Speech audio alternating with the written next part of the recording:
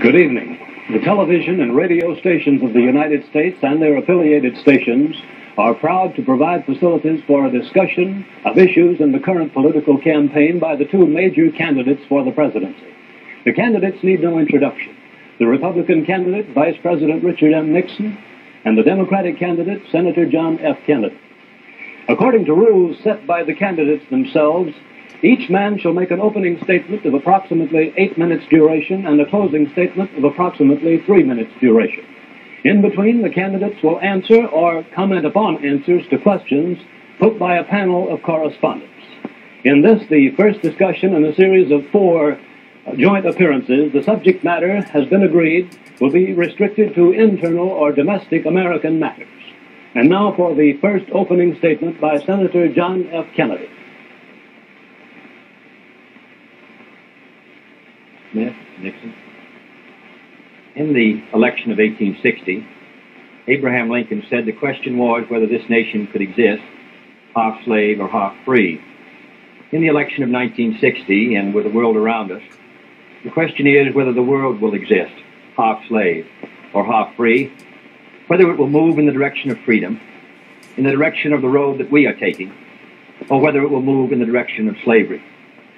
I think it will depend in great measure upon what we do here in the United States, that we build, on the kind of strength that we maintain.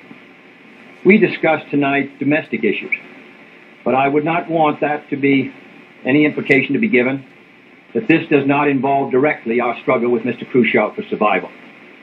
Mr. Khrushchev is in New York, and he maintains the communist offensive throughout the world because of the productive power of the Soviet Union itself.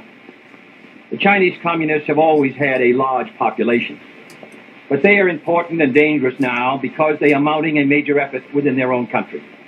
The kind of country we have here, the kind of society we have, the kind of strength we build in the United States will be the defense of freedom. If we do well here, if we meet our obligations, if we're moving ahead, then I think freedom will be secure around the world. If we fail, then freedom fails. Therefore, I think the question before the American people is, are we doing as much as we can do? Are we as strong as we should be? Are we as strong as we must be if we're going to maintain our independence? And if we're going to maintain and hold out the hand of friendship to those who look to us for assistance, to those who look to us for survival? I should make it very clear that I do not think we're doing enough, that I am not satisfied as an American with the progress that we're making. This is a great country, but I think it could be a greater country.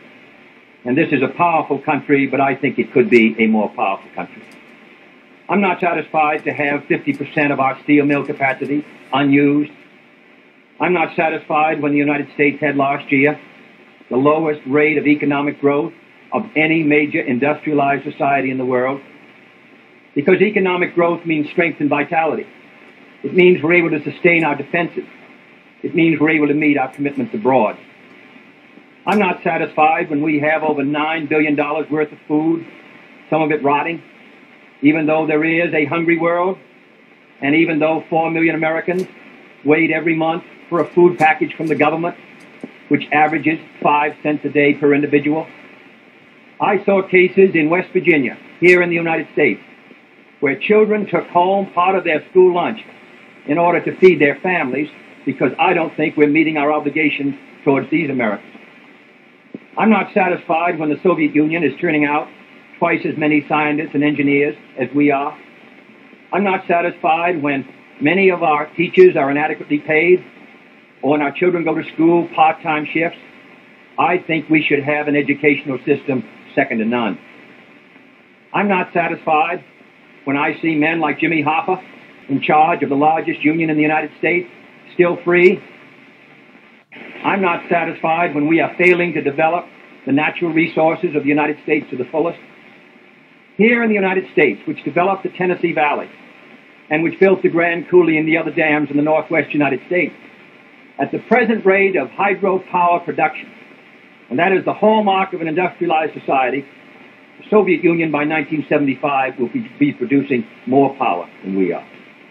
These are all the things, I think, in this country that can make our society strong or can mean that it stands still.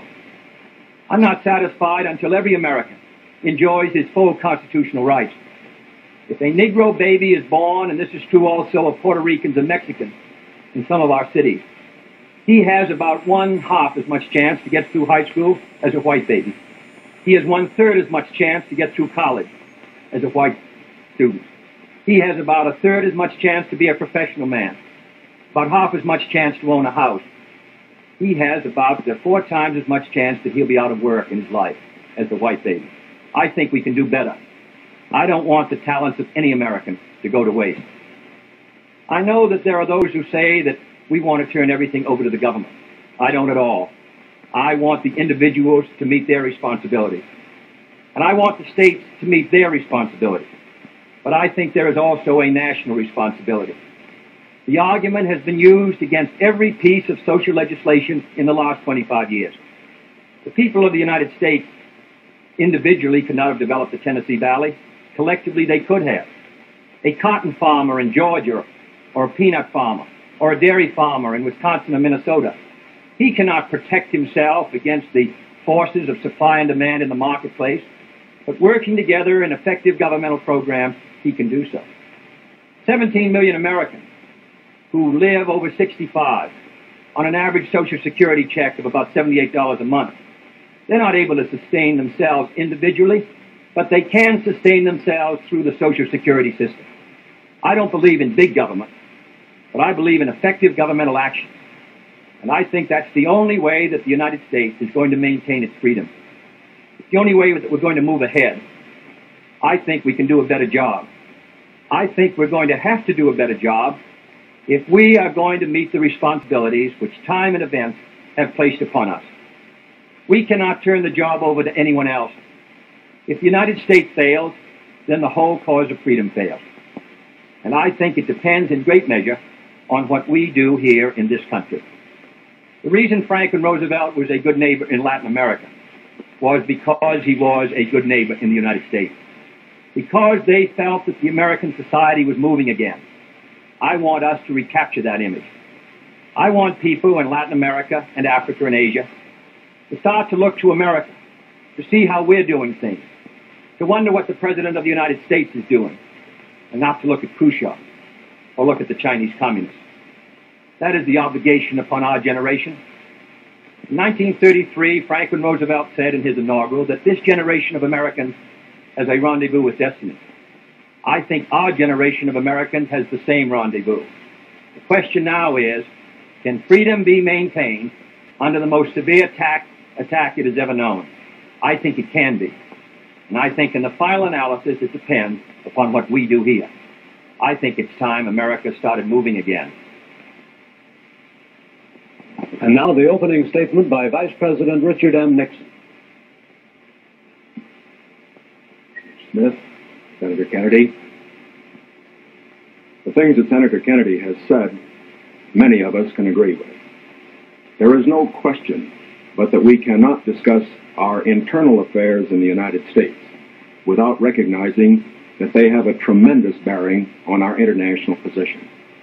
There is no question but that this nation cannot stand still because we are in a deadly competition, a competition not only with the men in the Kremlin, but the men in Peking. We're ahead in this competition, as Senator Kennedy, I think, has implied. But when you're in a race, the only way to stay ahead is to move ahead. And I subscribe completely to the spirit that Senator Kennedy has expressed tonight, the spirit that the United States should move ahead. Where then do we disagree?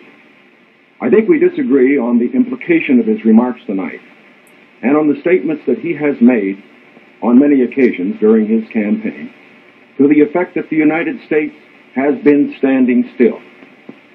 We heard tonight, for example, the statement made that our growth in national product last year was the lowest of any industrial nation in the world.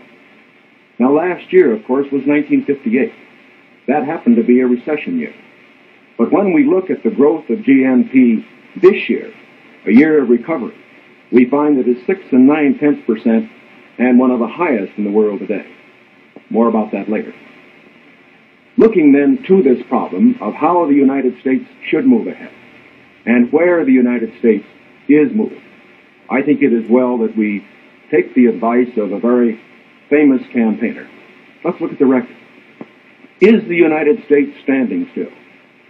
Is it true that this administration, as Senator Kennedy has charged, has been an administration of retreat, of defeat, of stagnation? Is it true that, as far as this country is concerned, in the field of electric power, in all of the fields that he has mentioned, we have not been moving ahead? Well, we have a comparison that we can make. We have the record of the Truman administration of 7.5 years and the 7.5 years of the Eisenhower administration.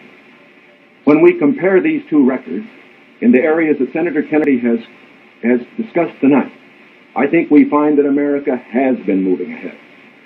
Let's take schools.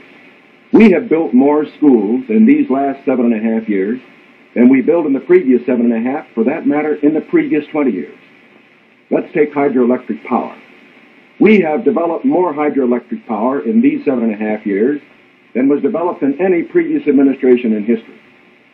Let us take hospitals. We find that more have been built in this administration than in the previous administration. The same is true of highways. Let's put it in terms that all of us can understand. We often hear gross national product discussed, and in that respect, may I say that when we compare the growth in this administration with that of the previous administration, that then there was a total growth of 11% over 7 years.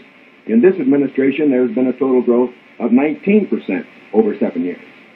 That shows that there's been more growth in this administration than in its predecessor. But let's not put it there. Let's put it in terms of the average family. What has happened to you? We find that your wages have gone up 5 times as much in the Eisenhower administration as they did in the Truman administration.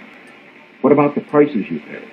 We find that the prices you pay went up 5 times as much in the Truman administration as they did in the Eisenhower administration. What's the net result of this? This means that the average family income went up 15% in the Eisenhower years as against 2% in the Truman years. Now, this is not standing still. But, good as this record is, may I emphasize, it isn't enough. A record is never something to stand on. It's something to build on. And in building on this record, I believe that we have the secret for progress. We know the way to progress. And I think, first of all, our own record proves that we know the way. Senator Kennedy has suggested that he believes he knows the way. I respect the sincerity with which he makes that suggestion. But on the other hand, when we look at the various programs that he offers, they do not seem to be new. They seem to be simply retreads of the programs of the Truman administration which preceded it. And I would suggest that during the course of the evening he might indicate those areas in which his programs are new, where they will mean more progress than we have then. What kind of programs are we for? We are for programs that will expand educational opportunities, that will give to all Americans their equal chance for education, for all of the things which are necessary and dear to the hearts of our people. We are for programs, in addition, which will see that our medical care for the aged is much better handled than it is at the present time. Here again, may I indicate that Senator Kennedy and I are not in disagreement as to the aim. We both want to help the old people. We want to see that they do have adequate medical care. The question is the means. I think that the means that I advocate will reach that goal better than the means that he advocates. I could give better examples, but for whatever it is, whether it's in the field of housing or health or medical care or schools or the development of electric power, we have programs which we believe will move America, move her forward and build on the wonderful record that we have made over these past 7.5 years. Now, when we look at these programs, might I suggest that in evaluating them, we often have a tendency to say that the test of a program is how much you're spending. I will concede that in all the areas to which I have referred, Senator Kennedy would have the federal government spend more than I would have it spend. I costed out the cost of the Democratic platform. It runs a minimum of $13.2 billion a year more than we are presently spending to a maximum of $18 billion a year more than we're presently spending. Now, the Republican platform will cost more, too. It will cost a minimum of $4 billion a year more, a maximum of $4.9 billion a year more than we're presently spending. Now, does this mean that his program is better than ours? Not at all. Because it isn't a question of how much the federal government spends. It isn't a question of which government does the most. It's a question of which administration does the right thing. And in our case, I do believe that our programs will stimulate the creative energies of 180 million free Americans. I believe the programs that Senator Kennedy advocates will have a tendency to stifle those creative energies. I believe, in other words, that his programs would lead to the stagnation of the motive power that we need in this country to get progress. The final point that I would like to make is this. Senator Kennedy has suggested in his speeches that we lack compassion for the poor, for the old, and for others that are unfortunate. Let us understand throughout this campaign that his motives and mine are sincere. I know what it means to be poor. I know what it means to see people who are unemployed. I know Senator Kennedy feels as deeply about these problems as I do. But our disagreement is not about the goals for America, but only about the means to reach those goals. Thank you, Mr. Nixon. That completes the opening statements, and now the candidates will answer questions or comment upon one another's answers to questions put by correspondents of the networks. The correspondents. I'm Sander Van Oker, NBC News. I'm Charles Warren, Mutual News. I'm Stuart Novin, CBS News. Bob Fleming, ABC News. The first question to Senator Kennedy from Mr. Fleming. Senator, the Vice President in his campaign has said that you are naive and at times immature. He has raised the question of leadership. On this issue, why do you think people should vote for you rather than the Vice President? The Vice President and I came to the Congress together, 1946. We both served in the Labor Committee. I've been there now for 14 years, the same period of time that he has. So that our experience in government is comparable. Secondly, I think the question is, what are the programs that we advocate? What is the party record that we lead? I come out of the Democratic Party, which in this century has produced Woodrow Wilson and Franklin Roosevelt and Harry Truman, and which supported and sustained these programs which I've discussed tonight. Mr. Nixon comes out of the Republican Party. He was nominated by it. And it is a fact that through most of these last 25 years, the Republican leadership has opposed federal aid for education, medical care for the aged, development of the Tennessee Valley, development of our natural resources. I think Mr. Nixon is an effective leader of his party. I hope he would grant me the same. The question before us is, which point of view and which party do we want to lead the United States? Mr. Nixon, would you like to comment on that statement? I have no comment. The next question, Mr. Novin.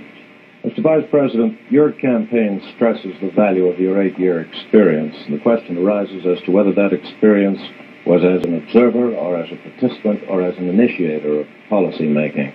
Would you tell us, please, specifically what major proposals you have made in the last 8 years that have been adopted by the administration? It would be rather difficult to cover them in 2.5 minutes.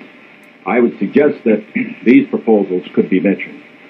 First, after each of my foreign trips, I have made recommendations with regard to the Hungarian refugee situation, which were adopted not only by the President, but some of them were enacted into law by the Congress.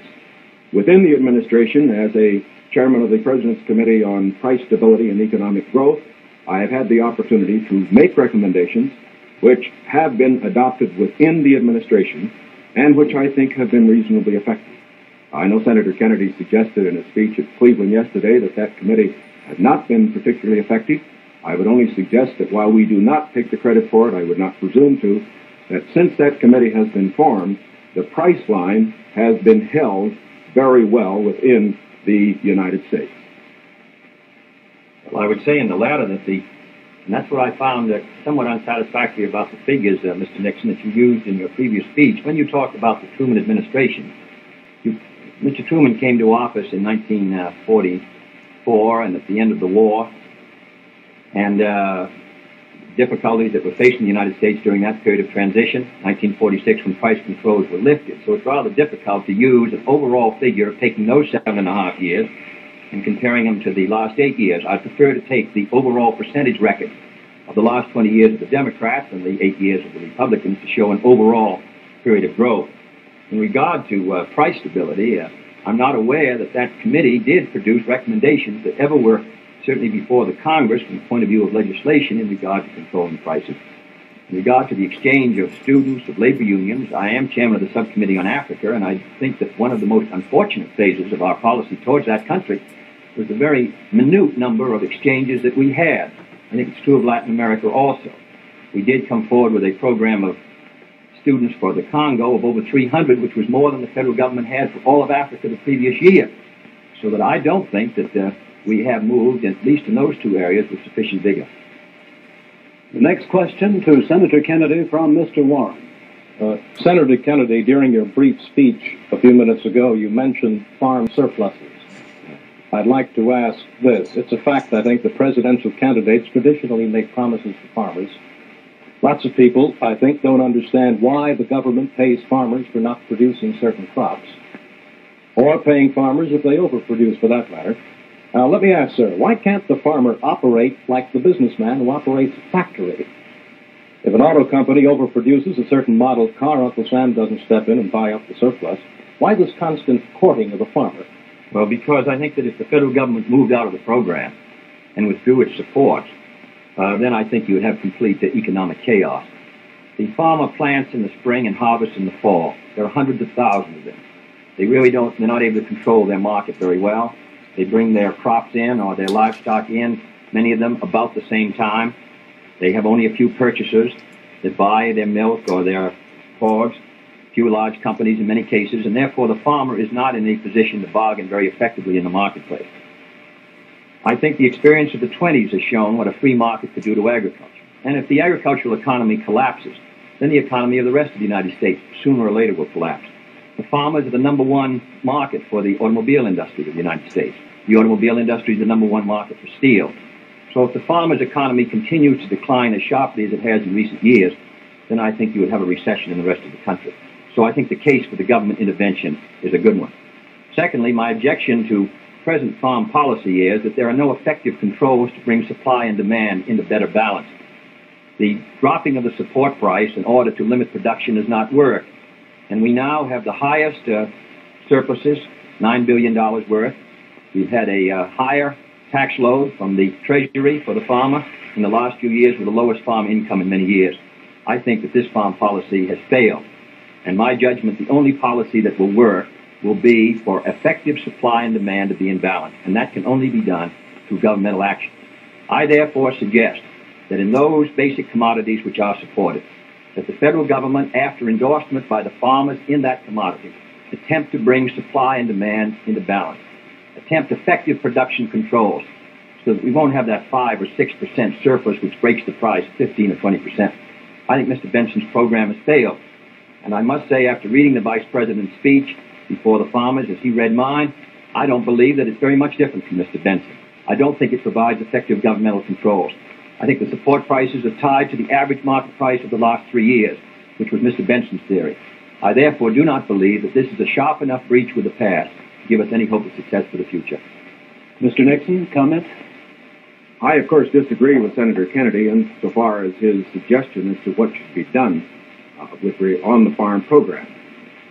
He has made the suggestion that what we need is to move in the direction of more government controls, a suggestion that would also mean raising prices that the consumers pay for products and imposing upon the farmers controls on acreage even far more than they have today. I think this is the wrong direction. I don't think this has worked in the past. I do not think it will work in the future. The program that I have advocated is one which departs from the present program that we have in this respect. It recognizes that the government has a responsibility to get the farmer out of the trouble he presently is in because the government got him into it. And that's the fundamental reason why we can't let the farmer go by himself at the present time. The farmer produced these surpluses because the government asked him to through legislation during the war. Now that we have these surpluses, it's our responsibility to indemnify the farmer during that period that we get rid of the surpluses. Until we get the surpluses off the farmer's back, however, we should have a program, such as I announced, which will see that farm income holds up. But I would propose holding that income up, not through a type of program that Senator Kennedy has suggested that would raise prices, but one that would indemnify the farmer, pay the farmer in kind from the products which are in surplus. The next question to Vice President Nixon from Mr. Van Oken. Mr. Vice President, since the question of executive leadership is a very important campaign issue, I'd like to follow Mr. Novin's question. Now, Republican campaign slogans, you see them on signs around the country, as we did last week, say, it's experience that counts. That's over a picture of yourself, sir, implying that you've had more governmental executive decision-making experience than your opponent. Now, in his news conference on August 24th, President Eisenhower was asked to give one example of a major idea of yours that he adopted. His reply was, and I'm quoting, "If you give me a week, I might think of one. I don't remember." Now, that was a month ago, sir, and the President hasn't brought it up since. And I'm wondering, sir, if you can clarify which version is correct, the one put out by Republican campaign leaders or the one put out by President Eisenhower? Well, I would suggest, Mr. Van Oker, that if you know the President, that was probably a facetious remark. I would also suggest that insofar as his statement is concerned, that I think it would be improper for the President of the United States to disclose the instances in which members of his official family had made recommendations, as I have made them through the years, to him which he has accepted or rejected. The President has always maintained, and very properly so, that he is entitled to get what advice he wants from his cabinet and from his other advisors without disclosing that to anybody, including, as a matter of fact, to Congress. Now, I can only say this. Through the years, I have sat in the National Security Council. I have been in the cabinet. I have met with the legislative leaders. I have met with the President when he made the great decisions with regard to Lebanon, Quemoy, Matsu, other matters. The President has asked for my advice. I have given it. Sometimes my advice has been taken. Sometimes it is not. I do not say that I have made the decision. And I would say that no president should ever allow anybody else to make the major decisions. The President only makes the decisions. All that his advisors do is to give counsel when he asks for it. As far as what experience counts and whether that is experience that counts, that isn't for me to say. I can only say that my experience is there for the people to consider. Senator Kennedy's is there for the people to consider. As he pointed out, we came to the Congress in the same year. His experience has been different from mine. Mine has been in the executive branch. His has been in the legislative branch. I would say that the people now have the opportunity to evaluate his as against mine, and I think both he and I are going to abide by whatever the people decide. Senator Kennedy? Well, I'll just say that the question is of experience, and the question also is what our judgment is of the future, and what our goals are for the United States, and what ability we have to implement those goals. Abraham Lincoln came to the presidency in 1860 after a rather little-known session in the House of Representatives, and after being defeated for the Senate in 58 and was a distinguished president. There is no certain road to the presidency. There are no guarantees that if you take one road or another that you will be a successful president. I have been in the Congress for 14 years. I have voted in the last 8 years. The Vice President was presiding over the Senate and meeting his other responsibilities. I have met decisions over 800 times on matters which affect not only the domestic security of the United States, but as a member of the Senate Foreign Relations Committee. The question really is, which candidate and which party can meet the problems that the United States is going to face in the 60s? The next question to Senator Kennedy from Mr. Novins. Senator Kennedy, in connection with these problems of the future that you speak of and the program that you enunciated earlier in your direct talk, you call for expanding some of the welfare programs for schools, for teacher salaries, medical care, and so forth, but you also call for reducing the federal debt. And I'm wondering how you, if you're president in January, would go about paying the bill for all this. I did not advocate reducing the federal debt because I don't believe that you're going to be able to reduce the federal debt very much in 1961, 2, or 3. I think you have heavy obligations which affect our security, which we're going to have to meet. And therefore, I've never suggested we should be able to retire the debt substantially or even at all in 1961 or 2. Senator, I believe in one of your speeches you suggested that reducing the interest rate would help toward... No, not reducing the interest. Reducing the interest rate, in my judgment, the hard money, tight money policy, fiscal policy of this administration has contributed to the slowdown in our economy which helped bring the recession of '54, which made the recession of '58 rather intense, and which has slowed somewhat our economic activity in 1960. What I have talked about, however, the kind of programs that I talked about, in my judgment, are fiscally sound. Medical care for the aged, I would put under Social Security. The Vice President and I disagree on this. The program, the Javits-Nixon or the Nixon-Javits program, would have cost, if fully used, $600 million by the government per year and $600 million by the state. The program which I advocated, which failed by 5 votes in the United States Senate, would have put medical care for the aged in Social Security and would have been paid for through the Social Security system and the Social Security tax. Secondly, I support federal aid to education and federal aid for teachers' salaries. I think that's a good investment. I think we're going to have to do it. And I think to heap the burden further on the property tax, which is already strained in many of our communities, will ensure, in my opinion, that many of our children will not be adequately educated and many of our teachers not adequately compensated. There is no greater return to an economy or to a society than an educational system second to none. On the question of the development of natural resources, I would pay as you go, in the sense that they would be balanced and the power revenues would bring back sufficient money to finance the projects, in the same way as the Tennessee Valley. I believe in the balanced budget, and the only conditions under which I would unbalance the budget would be if there was a grave national emergency or a serious recession. Otherwise, with a steady rate of economic growth, and Mr. Nixon and Mr. Rockefeller in their meeting said a 5% economic growth would bring by 1962 $10 billion extra in tax revenues. Whatever is brought in, I think that we can finance essential programs within a balanced budget if business remains orderly. Yes, I think what Mr. Novin was referring to was not one of Senator Kennedy's speeches, but the Democratic platform, which did mention cutting the national debt.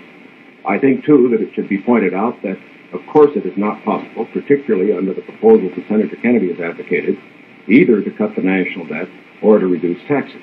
As a matter of fact, it will be necessary to raise taxes.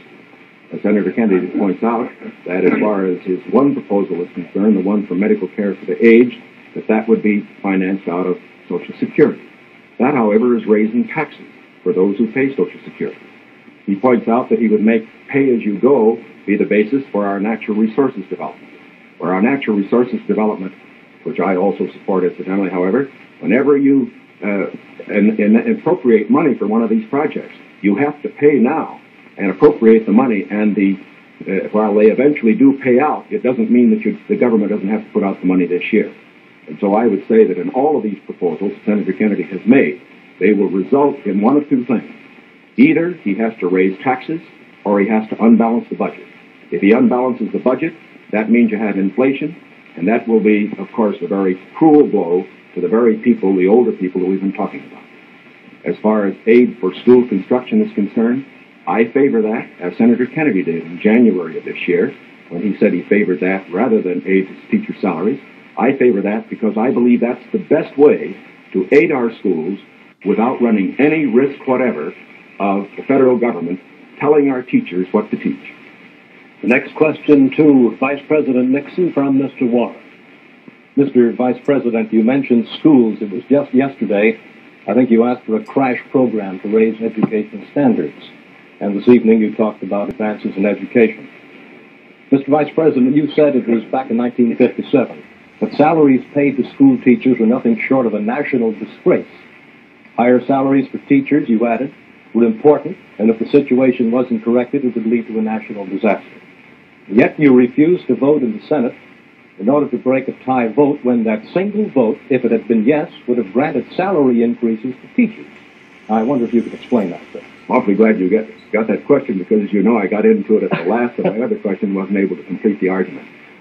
I think that the reason that I voted against having the federal government pay teacher salaries was probably the very reason that concerned Senator Kennedy when in January of this year, in his kickoff press conference, he said that he favored aid for school construction, but at that time did not feel that there should be aid for teacher salaries. At least that's the way I read his remarks. Now, why should there be any question about the federal government aiding teacher salaries? Why did Senator Kennedy take that position then? Why do I take it now? We both took it then, and I take it now for this reason. We want higher teacher salaries. We need higher teacher salaries. But we also want our education to be free of federal control. When the federal government gets the power to pay teachers, inevitably, in my opinion, it will acquire the power to set standards and to tell the teachers what to teach. I think this would be bad for the country. I think it would be bad for the teaching profession. There is another point that should be made. I favor higher salaries for teachers.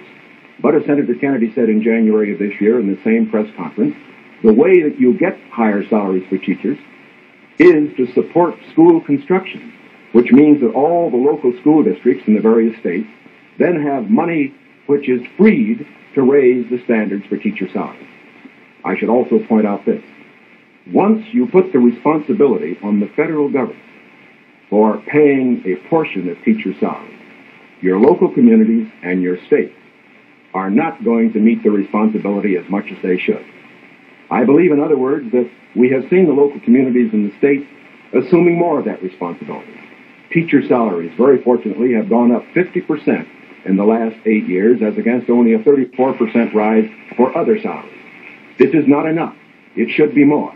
But I do not believe that the way to get more salaries for teachers is to have the federal government get in with a massive program. My objection here is not the cost in dollars. My objection here is the potential cost in controls and eventual freedom for the American people by giving the federal government power over education. And that is the greatest power a government can have. Senator Kennedy's comment? When the Vice President quotes me in January 60, I do not believe the federal government should pay directly teacher salaries, but that was not the issue before the Senate in February. The issue before the Senate was that the money would be given to the state. The state then could determine whether the money would be spent for school construction or teacher salaries. On that question, the Vice President and I disagreed. I voted in favor of that proposal and supported it strongly because I think that that provided assistance to our teachers for their salaries without any chance of federal control. And it is on that vote that Mr. Nixon and I disagreed, and his tie vote defeated. His breaking the tie defeated the proposal. I don't want the federal government paying teachers' salaries directly. But if the money will go to the states, and the states can then determine whether it shall go for school construction or for teachers' salaries, in my opinion, you protect the local authority over the school board and the school committee. And therefore, I think that was a sound proposal, and that is why I supported it, and I regret that it did not pass. Secondly, there have been statements made that the Democratic platform would cost a good deal of money, and that I'm in favor of unbalancing the budget. That is wholly wrong, wholly in error, and it is a fact that in the last 8 years, the Democratic Congress has reduced the request for the appropriation by over $10 billion. That is not my view, and I think it ought to be stated very clearly on the record. My view is that you can do these programs, and they should be carefully drawn within a balanced budget if our economy is moving ahead. The next question to Senator Kennedy from Mr. Van Oker. Senator, you've been promising the voters that if you are elected president, you'll try and push through Congress bills on medical aid to the aged, a comprehensive minimum hourly wage bill, federal aid to education.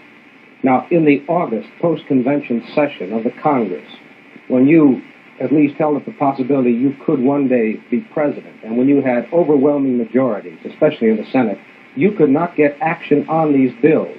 Now, how do you feel that you'll be able to get them in January if you weren't able to get them in August? If I may take the bills, we did pass in the Senate a bill to provide a $1.25 minimum wage. It failed because the House did not pass it, and the House failed by 11 votes.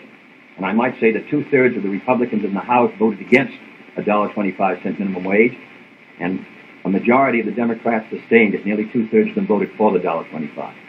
We were threatened by a veto if we passed $1.25. It's extremely difficult, with the great power that the president does, to pass any bill when the president is opposed. All the president needs to sustain his veto of any bill is 1/3 plus 1 in either the House or the Senate. Second, we passed a federal aid to education bill in the Senate. It failed to come to the floor of the House of Representatives. It was killed in the Rules Committee. And it is a fact in the August session that the 4 members of the Rules Committee who were Republicans, joining with 2 Democrats, voted against sending the aid to education bill to the floor of the House. 4 Democrats voted for it. Every Republican on the Rules Committee voted against sending that bill to be considered by the members of the House of Representatives. Thirdly, on medical care for the aged. This is the same fight that's been going on for 25 years in Social Security. We wanted to tie it to Social Security. We offered an amendment to do so. 44 Democrats voted for it, 1 Republican voted for it. And we were informed at the time it came to a vote that if it was adopted, the President of the United States would veto it. In my judgment, a vigorous Democratic president, supported by a Democratic majority in the House and Senate, can win the support for these programs. But if you send a Republican president and a Democratic majority, and the threat of a veto hangs over the Congress, in my judgment, you will continue what happened in the August session, which is a clash of parties and inaction. Mr. Nixon, comment? Well, obviously, my views are a little different. First of all, I don't see how it's possible for a one-third of a body, such as the Republicans have in the House and the Senate, to stop two-thirds if the two-thirds are adequately led. I would say, too, that when Senator Kennedy refers to the action of the House Rules Committee, there are 8 Democrats on that committee and 4 Republicans. It would seem to me, again, that it is very difficult to blame the 4 Republicans for the 8 Democrats not getting something through that particular committee. I would say further that to blame the President and his veto power for the inability of the Senator and his colleague to get action in this special session misses the mark. When the President exercises his veto power, he has to have the people behind him, not just a third of the Congress. Because let's consider it. If the majority of the members of the Congress felt that these particular proposals were good issues, majority of those who were Democrats, why didn't they pass them and send to the President and get a veto and have an issue? The reason why these particular bills and these various fields that have been mentioned were not passed was not because the President was against them. It was because the people were against them. It was because they were too extreme. And I am convinced that the alternate proposals that I have, that the Republicans have in the field of health, in the field of education, in the field of welfare, because they are not extreme, because they will accomplish the end without too great cost in dollars or in freedom, that they could get through the next Congress. The next question to Vice President Nixon, thought from Mr. Fleming. Mr. Vice President, do I take it then you believe that you could work better with Democratic majorities in the House and Senate, and Senator Kennedy could work with Democratic majorities in the House and Senate? I would say this, that we, of course, expect to pick up some seats in both in the House and the Senate. We would hope to control the House, to get a majority in the House in this election. We cannot, of course, control the Senate. I would say that a president will be able to lead. A president will be able to get his program through to the effect that he has the support of the country, the support of the people. Sometimes we get the opinion that in getting programs through the House or the Senate, it's purely a question of legislative finagling and all that sort of thing. It isn't really that. Whenever a majority of the people are for a program, the House and the Senate responds to it. And whether this House and Senate in the next session is Democratic or Republican, if the country will have voted for the candidate for the presidency and for the proposals that he has made, I believe that you will find that the president, if it were a Republican, as it would be in my case, would be able to get his program through that Congress. Now, I also say that as far as Senator Kennedy's proposals are concerned, that, again, the question is not simply one of a presidential veto stopping programs. You must always remember that a president can't stop anything unless he has the people behind him. And the reason President Eisenhower's vetoes have been sustained, the reason the Congress does not send up bills to him, which they think will be vetoed, is because the people and the Congress, the majority of them, know the country is behind the president. Senator Kennedy? Well, now let's look at these bills that the Vice President suggests were too extreme. One was a bill for $1.25 an hour for anyone who works in a store or a company that has $1 million a year business. I don't think that's extreme at all. And yet nearly 2/3 to 3/4 of the Republicans in the House of Representatives voted against that proposal. Secondly was the federal aid to education bill. It was a very, because of the defeat of teacher salaries, it was not a bill that met, in my opinion, the need. The fact of the matter is, it was a bill that was less than you recommended, Mr. Nixon, this morning in your proposal. It was not an extreme bill. And yet we could not get one Republican to join, at least, I think, 4 of the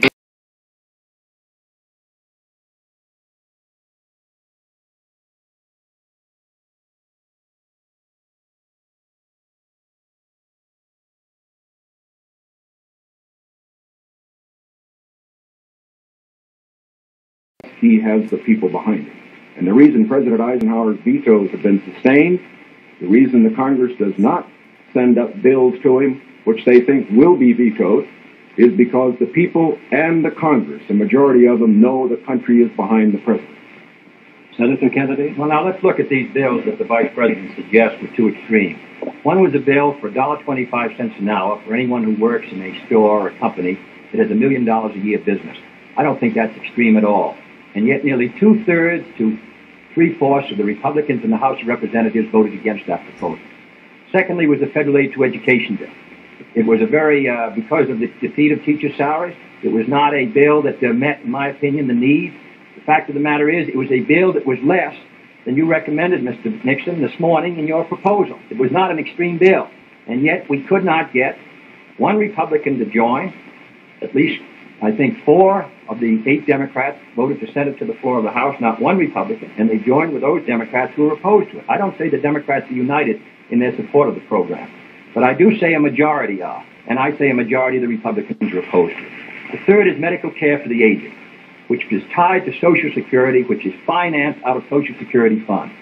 Does not put a deficit on the Treasury. The proposal advanced by you and by Mr. Javits would have cost $600 million. Mr. Rockefeller rejected it in New York, said he didn't agree with the financing at all, said it ought to be on Social Security. So these are 3 programs which are quite moderate. I think it shows the difference between the 2 parties. One party is ready to move in these programs, the other party gives them lip service. Mr. Warren's question for Senator Kennedy. Senator Kennedy, on another subject, communism is so often described as an ideology or a belief that exists somewhere other than in the United States. Let me ask you, sir, just how serious a threat to our national security are these communist subversive activities in the United States today? Well, I think they're serious. I think it's a matter that we should continue to give great care and attention to. We should support the laws that the United States has passed in order to protect us from those who would destroy us from within. We should sustain the Department of Justice in its efforts and the FBI, and we should be continually alert. I think if the United States is maintaining a strong society here in the United States, I think that we can meet any internal threat. The major threat is external and will continue. Mr. Nixon, comment? I agree with Senator Kennedy's appraisal generally in this respect. The question of communism within the United States has been one that has worried us in the past. It is one that will continue to be a problem for years to come. We have to remember that the Cold War that Mr. Khrushchev is waging and his colleagues are waging is waged all over the world, and it's waged right here in the United States. That's why we have to continue to be alert. It is also essential in being alert that we be fair. Fair because by being fair, we uphold the very freedoms that the communists would destroy. We uphold the standards of conduct which they would never follow. And in this connection, I think that we must look to the future, having in mind the fact that we fight communism at home, not only by our laws to deal with communists, the few who do become communists and the few who do become fellow travelers, but we also fight communism at home by moving against those various injustices which exist in our society, which the communists feed upon. And in that connection, I again would say that while Senator Kennedy says we are for the status quo, I do believe that he would agree that I am just as sincere in believing that my proposals for federal aid to education, my proposals for health care, are just as sincerely held as his. The question, again, is not one of goals. We're for those goals. It's one of means. Mr. Van Oker's question for Vice President Nixon. Mr. Vice President, in one of your earlier statements, you said, we've moved ahead, we've built more schools, we've built more hospitals. Now, sir, isn't it true that the building of more schools is a local matter for financing? Were you claiming that the Eisenhower administration was responsible for the building of these schools, or is it the local school districts that provide for them? Not at all. As a matter of fact, your question brings out a point that I'm very glad to make. Too often, in appraising whether we are moving ahead or not, we think only of what the federal government is doing. Now, that isn't the test of whether America moves. The test of whether America moves is whether the federal government, plus the state government, plus the local government, plus the biggest segment of all, individual enterprise moves. We have, for example, a gross national product of approximately $500 billion. Roughly $100 billion to $125 billion of that is the result of government activity. $400 billion, approximately, is a result of what individuals do. Now, the reason the Eisenhower administration has moved, the reason that we've had the funds, for example, locally, to build the schools and the hospitals and the highways, to make the progress that we have, is because this administration has encouraged individual enterprise. And it has resulted in the greatest expansion of the private sector of the economy that has ever been witnessed in an 8-year period. And that is growth. That is the growth that we are looking for. It is the growth that this administration has supported and that its policies have stimulated. Senator Kennedy? Well, I must say, I think the reason that the schools have been constructed is because the local school districts were willing to increase the property taxes to a tremendously high figure. In my opinion, almost the point of diminishing returns in order to sustain these schools. Secondly, I think we have a rich country, and I think we have a powerful country. I think what we have to do, however, is have the president and the leadership set before our country exactly what we must do in the next decade if we're going to maintain our security in education, in economic growth, in development of natural resources. The Soviet Union is making great gains. It isn't enough to compare what might have been done 8 years ago, or 10 years ago, or 15 years ago, or 20 years ago. I want to compare what we're doing with what our adversaries are doing, so that by the year 1970, the United States is ahead in education, in health, in buildings, in homes, in economic strength. I think that's the big assignment, the big task, the big function of the federal government. Can I have the summation time, please? We've completed our questions and our comments, and in just a moment we'll have the summation time. This will allow 3 minutes and 20 seconds for the summation by each candidate. 3 minutes and 20 seconds for each candidate. Vice President Nixon, will you make the first summation? Thank you, Mr. Smith.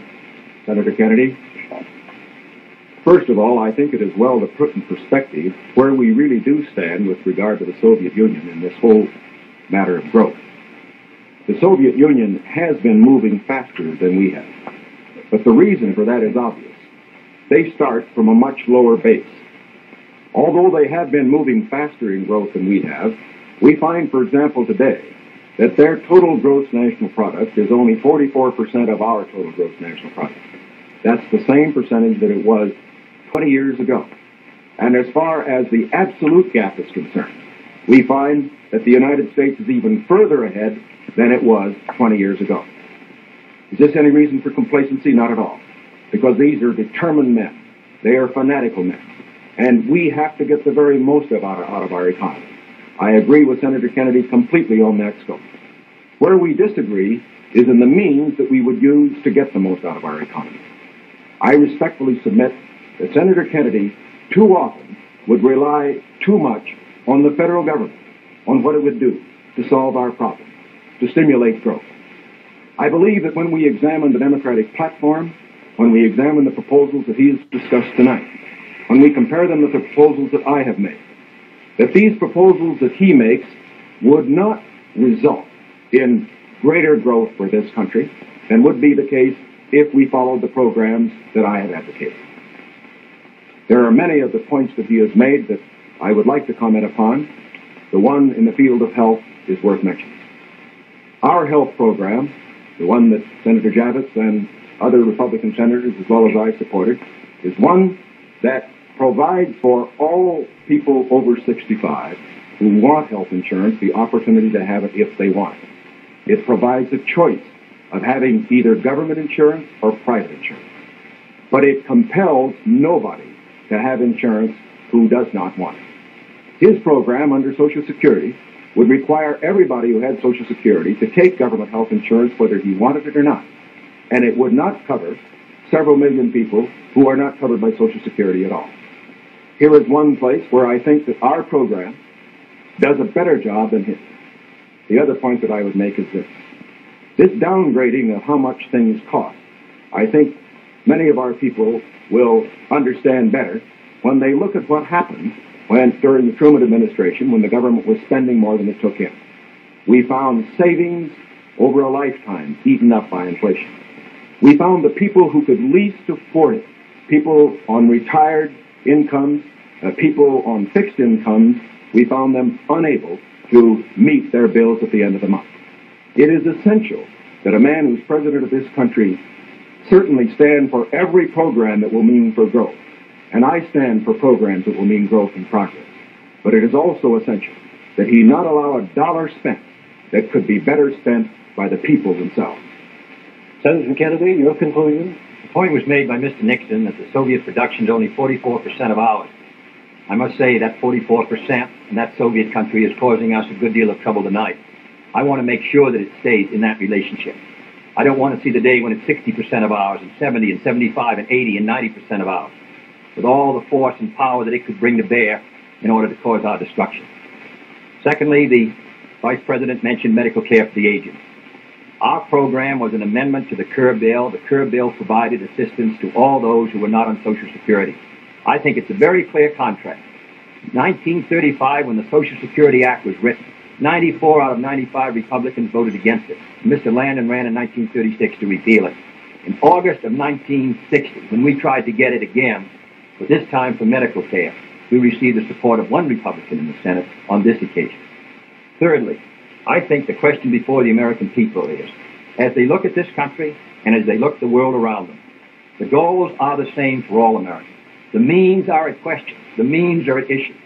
If you feel that everything that is being done now is satisfactory, that the relative power and prestige and strength of the United States is increasing in relation to that of the communists, that we are gaining more security, that we are achieving everything as a nation that we should achieve, that we're achieving a better life for our citizens and greater strength, then I agree. I think you should vote for Mr. Nixon. But if you feel that we have to move again in the 60s, that the function of the president is to set before the people the unfinished business of our society, as Franklin Roosevelt did in the 30s, the agenda for our people, what we must do as a society to meet our needs in this country and protect our security and help the cause of freedom. As I said at the beginning, the question before us all, that faces all Republicans and all Democrats, is, can freedom in the next generation conquer, or are the communists going to be successful? That's the great issue. And if we meet our responsibilities, I think freedom will conquer. If we fail to move ahead, if we fail to develop sufficient military and economic and social strength here in this country, then I think that the tide could begin to run against us. And I don't want historians 10 years from now to say, these were the years when the tide ran out for the United States. I want them to say, these were the years when the tide came in. These were the years when the United States started to move again. That's the question before the American people, and only you can decide what you want this country to be, what you want to do with the future. I think we're ready to move, and it is to that great task, if we're successful, that we will address ourselves. Thank you very much, gentlemen. This hour has gone by all too quickly. Thank you very much for permitting us to present the next President of the United States on this unique program.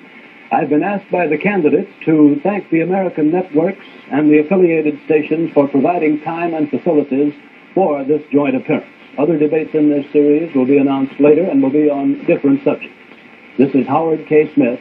Good night from Chicago.